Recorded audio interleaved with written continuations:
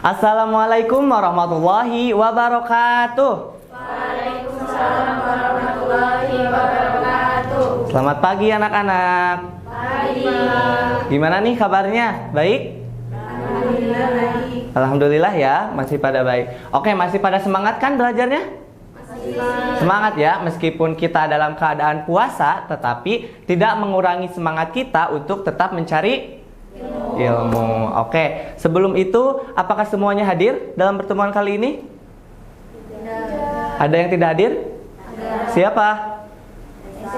Esa. Kemana dia? Sakit. Sakit apa? Udah ada yang jenguk belum? Belum, oke. Mungkin kita doakan terlebih dahulu saja ya. Semoga teman kita nih, bukan hanya Esa ataupun yang lain yang lagi sakit, segera dapat diberikan kesembuhan oleh Allah Subhanahu wa Ta'ala. Dan kedepannya semoga kita semua juga tetap diberi kesehatan oleh Allah Subhanahu wa Ta'ala, serta juga kesempatan nih agar bisa tetap mencari ilmu sama-sama ya. Oke, udah siap belajarnya belum ini? Sudah? Oke, mungkin kalau udah siap belajar, peralatan-peralatan yang mungkin bisa mengganggu pembelajaran ya, yang bisa ngedistraksi kalian semua, bisa disimpan terlebih dahulu. Alat komunikasi boleh di silent juga dan disimpan kertasnya masing-masing. Udah? Oke, berarti udah siap belajar ya? Oke, mari kita berdoa terlebih dahulu. Coba mau dipimpin sama siapa? Oke, ayo Dek Waki, coba pimpin doa terlebih dahulu. Berdoa mulai. Oke. Selesai. Oke, alhamdulillah ya. Berarti kita udah siap nih untuk belajar. Oke, sebelumnya Bapak ingin tanya nih, siapa di sini yang suka bikin teh manis di rumahnya atau di kosnya? Siapa? Derahma suka? Iya, siapa lagi yang suka bikin? Dewaki juga. Coba Derahma mau nanya nih, ketika Derahma bikin teh manis, berapa sih banyak gula yang ditambahkan ke dalam tehnya? 1 sendok. 1 sendok. Kalau Dewaki berapa? 1,5. 1,5. Oke. Nah, sekarang nih gimana kalau misalkan kita menambahkan gula melebihi dari yang kita biasanya berikan nih ke tehnya? Akan seperti apa? Kan kemanisan ya tentunya. Jadi semakin banyak gula yang kita berikan terhadap teh yang kita buat itu, maka akan semakin manis. Terus selanjutnya, misalkan ketika kita memperhatikan ya seorang koki nih. Koki kan suka masak ya.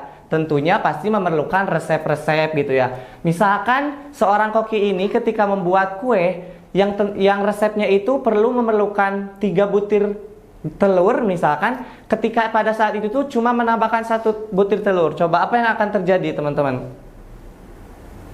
Kira-kira apa? Kurang enak. Terus apa lagi? Coba Deima. Bantet. Oke. Ya tentunya ya betul. Semua jawabannya bisa aja gitu ya, bisa tidak mengembang dengan sempurna gitu ya, atau bahkan gagal. Nah, dalam reaksi kimia juga teman-teman, kita tuh perlu mengetahui gitu ya jumlah bahan apa saja yang kita perlukan untuk menghasilkan sejumlah suatu zat gitu. Itu namanya dalam reaksi kimia itu disebut dengan stoikiometri. Nah, Allah Subhanahu wa Ta'ala berfirman nih teman-teman dalam Quran surah Al-Qamar ayat 49, yang mana firmannya itu, a'udzubillahi minasyaitonirrajim, bismillahirrahmanirrahim, inna kulla syai'in khalaqnahu biqadarin, yang artinya sesungguhnya Allah telah menciptakan segala sesuatu itu sesuai dengan ukuran yang seimbang. Nah, coba apa yang bisa dipetik dari ayat tersebut? Ada yang bisa gak? Coba, siapa? Ada yang tahu?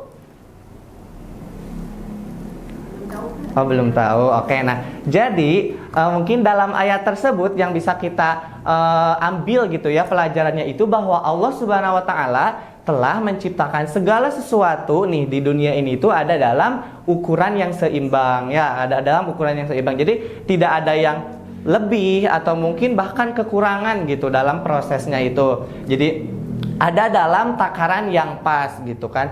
Nah, seperti yang tadi saya sebutkan bahwa dalam ilmu kimia juga konsep ini tuh disebut dengan konsep stoikiometri, yang mana konsep stoikiometri tersebut itu membahas tentang perbandingan jumlah zat dalam reaksi kimia gitu ya teman-teman. Nah, coba bayangkan nih, misalkan kalau dalam dunia ini tuh ada hal yang tidak seimbang. Misalkan kita tuh di dunia ini tuh kekurangan oksigen teman-teman. Apa yang akan terjadi? Mati. Terus apa lagi? Sesak napas. Apa lagi? Ya tentunya benar ya jawaban-jawaban yang tadi. Kita tuh tentu bakal kesulitan untuk bernapas gitu ya. Bukan hanya kita, mungkin hewan-hewan yang memerlukan oksigen juga bisa-bisa kehilangan nyawanya gitu ya. Terus misalkan di dunia ini tuh kelebihan air, coba teman-teman.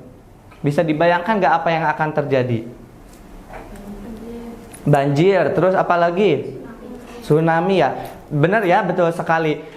Bisa-bisa daratan ini tuh tenggelam gitu ya, karena memang saking kebanyakan airnya. Nah, itu semua ketidakseimbangan itu tuh membuat gitu ya kehidupan ini tuh tidak berjalan dengan baik ya teman-teman. Nah, sesuai dengan yang tadi saya sebutkan bahwa dalam kimia juga ada yang namanya stoikiometri yang membahas tentang keseimbangan gitu ya. Nah, yang mana pada saat ini kita akan sama-sama belajar bagaimana atau mungkin cara menghitung dan juga mengetahui nih jumlah zat yang kita ingin hasilkan dan juga ingin kita gunakan dalam sebuah reaksi kimia. Ya, tentunya dengan mempelajari ini tuh kita tadi bukan hanya mengetahui reaksi kimia, kita juga dapat menghubungkannya dengan ayat Al-Qur'an ya, bahwa Allah Subhanahu wa taala juga menciptakan keseimbangan gitu yang sempurna di dunia ini. Nah, kaitannya dengan materi sebelumnya, coba materi sebelumnya kita udah bahas apa? Tentang hukum-hukum dasar kimia. Apa aja coba hukum dasar kimia? Ada yang masih ingat gak? Beneran gak ingat? Hukum-hukum dasar kimia coba apa? Hukum kayak kekekalan massa, perbandingan tetap gitu ya, dan lain sebagainya. Nah, apa sih kaitannya dengan pembelajaran sekarang? Nah, kaitannya itu hari ini kita akan memahami konsep stoikiometri tersebut dengan menggunakan hukum-hukum dasar kimia dalam reaksi kimia. Nah, tentunya gitu ya, dengan semua pembelajaran juga tentunya akan ada capaian pembelajaran ya. Begitu juga dengan pembelajaran yang sekarang, yang mana diharapkan nanti Bapak harapkan gitu ya, anak-anak di sini, teman-teman semua itu dapat mencapai capaian pembelajaran ini dengan baik. Yang mana ada 4. Yang pertama itu peserta didik di sini mampu menjelaskan konsep stoikiometri dan dihubungkan berdasarkan dengan hukum-hukum dasar kimia.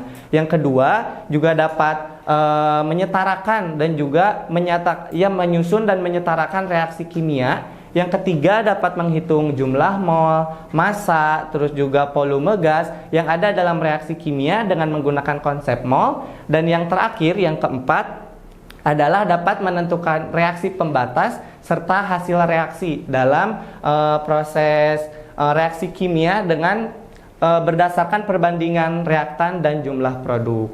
Baik, sudah siap untuk belajar? Sudah. Oke, untuk itu mari kita ke materinya, oke?